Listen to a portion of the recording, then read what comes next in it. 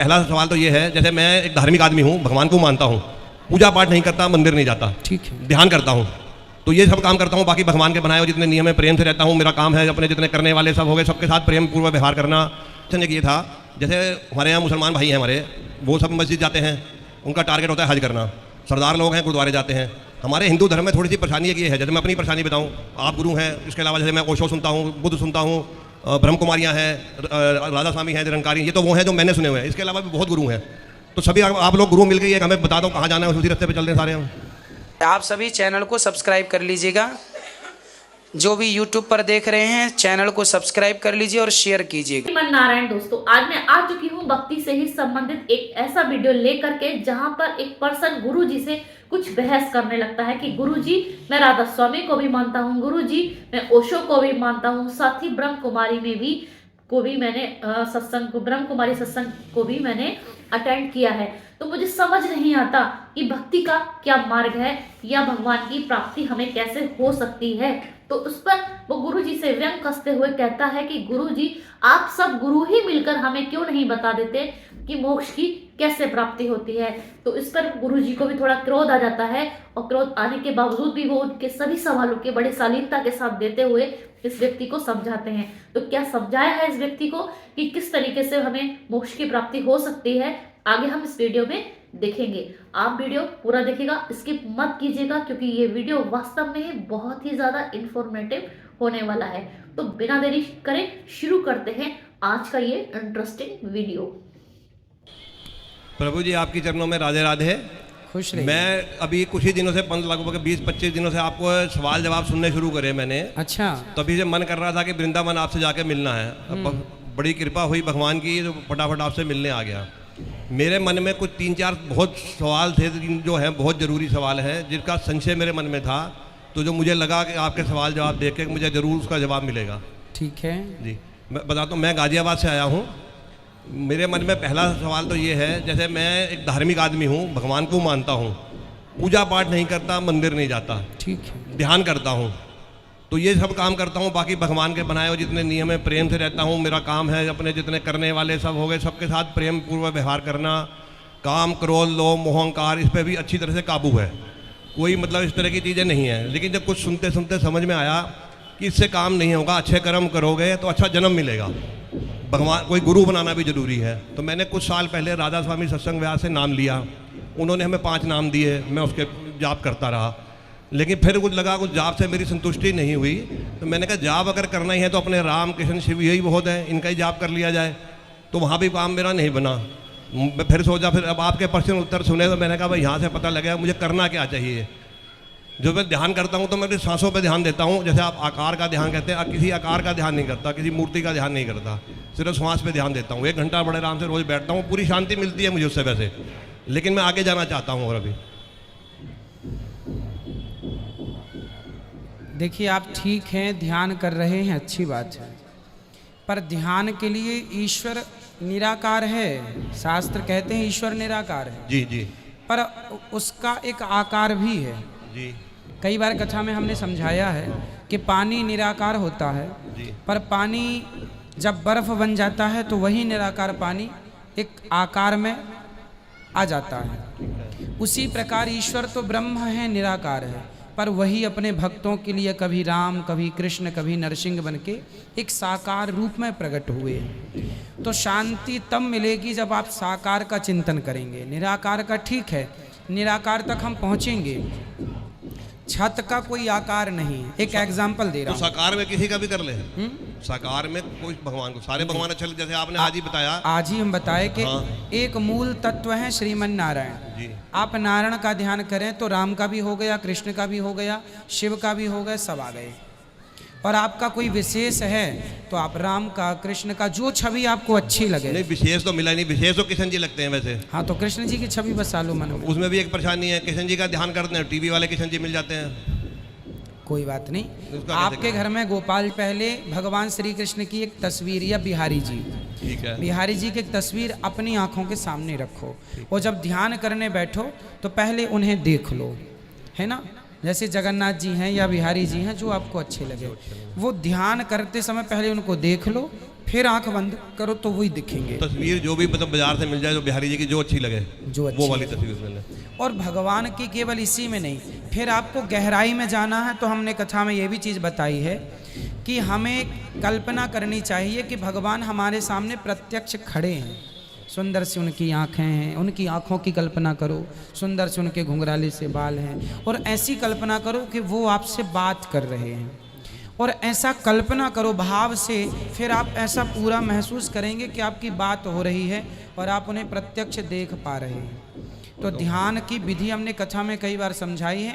आप जब संपूर्ण कथाएं सुनेंगे तो इस कथा में भी हम आपको बताएंगे, तो पूरा सुनेंगे तो आपको पूरा पता चल जाएगा। कथा तो मैंने कम ही सुनी है, जब तक सवाल जवाब, कथा तो आज पहली बार सुनी है मैंने। हाँ, अब कथा में हम ध्यान की विधि समझाते हैं, तो वो आप सुनेंगे, एक दो कथा अटेंड करेंगे तो अपने आप हो जाएगा।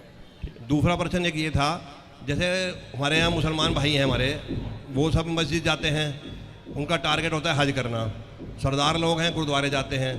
हमारे हिंदू धर्म में थोड़ी सी परेशानी एक ये है, जैसे मैं अपनी परेशानी बताऊं, आप गुरु हैं, इसके अलावा जैसे मैं ओशो सुनता हूं, बुद्ध सुनता हूं, ब्रह्म कुमारियाँ हैं, राधा स्वामी हैं, निरंकारी, ये तो वो हैं जो मैंने सुने हुए हैं। इसके अलावा भी बहुत गुरु हैं। तो सभी आप लोग गुरु मिल गई एक, हमें बता दो कहाँ जाना है, उसी रास्ते पर चल रहे हैं सारे हम देखो वही रास्ता बताते हैं जो वेद और पुराण बताते हैं। नहीं, उनके भी देखो फॉलोअर तो बहुत है, बहुत ज़्यादा है वो भी। फॉलोवर बहुत होने से काम नहीं बनेगा। वो जो बात करते हैं वो वेदों की करते हैं या नहीं, ये मायने नहीं, वेदों की नहीं करते। तो जो वेद के विपरीत है वो नास्तिक है। ठीक। जो वेद और पुराणों को नहीं मानता उसी को नास्तिक कहा जाता है। जैसे आप नास्तिक यदि वेद पुराणों को ना मानने वालों से जुड़ेंगे तो वो आपको नास्तिकता की ओर ले जाएंगे। वो लोग कहते हैं मूर्ति पूजा की क्या जरूरत है, वो भगवान तो है ही नहीं, वो अपनी पूजा कराते हैं, अपनी फोटो दे देंगे। जी, अपनी फोटो पूजा। आप सोचो कि वो अपने को भगवान साबित कर रहे हैं जी, और भगवान को कह रहे हैं कि भगवान नहीं। अब कौन है ये लोग? ये समाज में वही लोग हैं जो काम रावण करता था कि मेरी पूजा करो, जो काम हिरण्यकश्यपु करता था मेरी पूजा करो, जो काम कंस करता था मेरी पूजा करो। ये तो वही लोग हैं जो अपनी पूजा करा रहे हैं। इसलिए अपनी पूजा नहीं, मैं कभी भगवान नहीं हो सकता, इस धरती का कोई गुरु कभी भगवान नहीं हो सकता। भगवान यदि सब हो जाते तो भगवान बहुत सारे हो जाते। ईश्वर तो एक है ना, एको ब्रह्म द्वितीयो नास्ति। जब एक ईश्वर है तो कोई दूसरा उसकी जगह कैसे ले सकता है? इसलिए एक मूल तत्व है भगवान नारायण, वही राम है, वही कृष्ण है, वही शिव है। इनमें कोई भेद नहीं। आज की कथा में हमने बहुत स्पष्ट किया। बहुत अच्छा बताया। हाँ। नारायण की वही लेके, अपनी नारायण जी की लेके।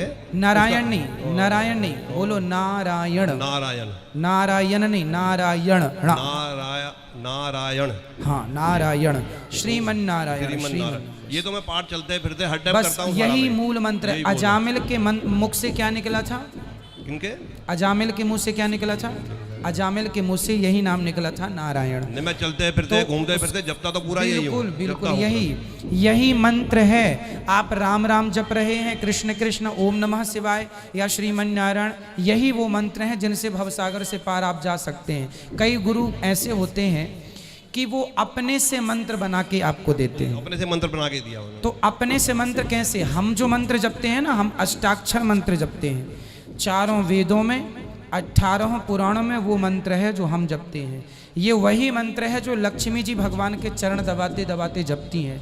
हमारा मंत्र हमारे गुरुजी ने दिया, उनको उनके गुरुजी ने दिया वही मंत्र। उनके उनके उनके उनके करते करते ये मूल मंत्र लक्ष्मी जी से आया है। तो ये सिद्ध मंत्र है, इसे श्री संप्रदाय कहते हैं। इसलिए संप्रदायों से जुड़ना चाहिए। और एक पहचान बता दूं, जिन गुरुओं के माथे पर तिलक नहीं है वो गुरु नहीं।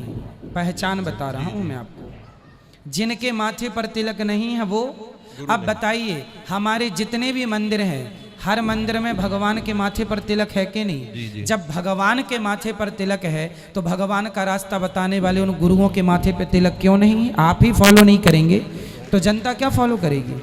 आप तो खुद रास्ते पर नहीं चल रहे हैं। इसलिए ध्यान से सुनिएगा, ये जो तिलक है, अब कोई स्त्री कहे कि जी मैं बहुत बड़ी पतिव्रता हूँ पर मांग नहीं भरूंगी, तो बताइए आपका क्या विचार है इसमें? गलत है जी, मांग तो गलत है। हाँ। जैसे स्त्री पतिव्रता है तो तुझे मांग भरने में भी ऐतराज क्या है? यदि तुम भगवान के हो तो फिर तिलक लगाने में ऐतराज क्या है? तो जो तिलक नहीं लगा रहे हैं ये सब वही हैं जो बिना संप्रदाय के मनमुखी रास्ता से लोगों को ले जाना चाहते हैं, ना खुद पार होंगे ना औरों को भी वो पार लगने देंगे। तो वही लगा जी, इतने साल करते करते हो गए, मगर ना तो इधर के रहे ना उधर के रहे। बिल्कुल। एक सवाल आज की कथा सुन के उत्पन्न हुआ जी, वो आप कहोगे क्या कह रहा है? नहीं बिल्कुल। जैसे आप हर जगह हर धर्म में, आपके यहाँ भी जैसे आज आपने बताया कि शराब पीना गलत है, शराब, हाँ, शराब पीने से दिमाग सही नहीं रहता, ये हो या कुछ ना कुछ खराबी होती है, कुछ भी आदमी कर सकता है। अब मैं अपनी बात करूँ, मैं शराब पीता हूँ लेकिन मैं साल में 12 बार भी नहीं पीता। ठीक है। हाँ, तो मैं ये समझ के पीता हूँ, मुझे भी लगता है धर्म के मुताबिक तो गलत है, 12 बार भी अगर पी तो पीना। दूसरी बात 2 पैक भी है तो ऐसे लगता है जैसे रोज आराम कभी शिकंजी पी ली, चाय पी ली, नींबू पानी पी लिया, तो एज इट इज़ हुआ। तो हमने तो ऐसा कोई काम करा ही नहीं, फिर क्यों गलत हुआ? एक्चुअली शराब जो होती है ना, वो शास्त्रों में इसलिए गलत बताई गई है क्योंकि वो आज नहीं कल, कल नहीं परसों बुद्धि भ्रष्ट जरूर करेगी। 25 साल से नहीं हुई जी मेरी, तो अब तो उम्र भ्रष्ट होने की खत्म हो गई मेरी। नहीं तो अब आपकी बुद्धि अब ठीक हो रही है।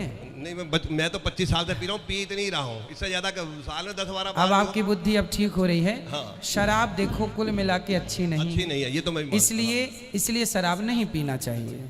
उसका कुल मिला के सारा निष्कर्ष निकालेंगे तो वो गलत ही है ना। इसलिए शराब नहीं आपको पीना चाहिए। आप समझदार हैं, जब नहीं ही पीते तो जरा से भी पी के क्यों कलंक लगा रहे हैं माथे पर? ठीक है जी, मत पीजिए। बहुत अच्छा लगा जी, पूरा सवालों का पूरा जवाब मिल गया मेरे अपने। खुश रहिए, धन्यवाद। खुश रहिए। और किन का सवाल है? राधे राधे गुरुजी, जय श्रीमन नारायण। जय श्रीमन नारायण। गुरु कैसी लगी आपको आज की मेरी वीडियो? देखा आपने गुरुजी ने कितने शालीनता के साथ इनके सभी सवालों के जवाब दिए हैं। और जहां ये कह रहे थे कि आप सभी गुरु मिलके हमें क्यों नहीं बता देते कि मोक्ष की कैसे प्राप्ति होती है, तो गुरुजी ने इनका मार्गदर्शन भी किया है। आपको इस वीडियो से क्या शिक्षा मिलती है, आप मुझे कमेंट सेक्शन में जरूर से बता सकते हैं। इसी तरीके की वीडियो के साथ मैं फिर से हाजिर होंगी, तब तक के लिए कमेंट्स में लिखना ना भूलें। जय श्रीमन नारायण।